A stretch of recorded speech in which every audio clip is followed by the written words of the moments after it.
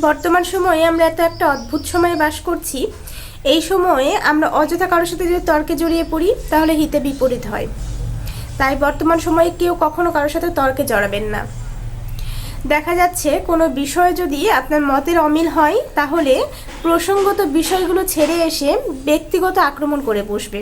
কারণ এখনকার সময় সবাই নিজেদেরকে আলট্রা মডার্ন ভাবে, সবাই নিজেদেরকে অনেক জ্ঞানী ভাবে, সব কিছু তারাই জানে, এইরকম একটা ভাবমূর্তি নিয়ে থাকে।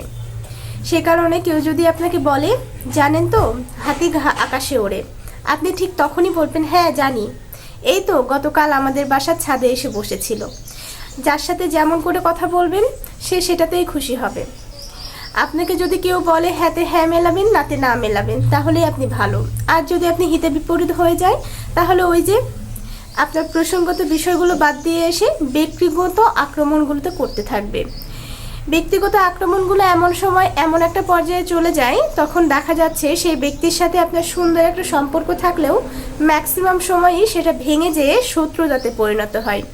তাই জন্য যদি কারোর সাথে আপনি সম্পর্কটা রাখতে চান তো তার সঙ্গে একটু কম্প্রোমাইজ করে চলতে হবে। সে যেটা বলবে তার সঙ্গে সেই বিষয়টা আপনি মিলিয়ে চলবেন। এবং যদি খুবই আলটিমেটলি খারাপ হয় যে না, এটা একদমই হচ্ছে না, মিলছে না, সেই সময় তাকে বোঝানোর চেষ্টা করবেন। তারপরে না হলে নিজে থেকে সরে আসুন। সবার সাথে সব সময়ের জন্য যে সম্পর্ক থাকবে পৃথিবীতে এরকম কোনো নিয়ম নেই।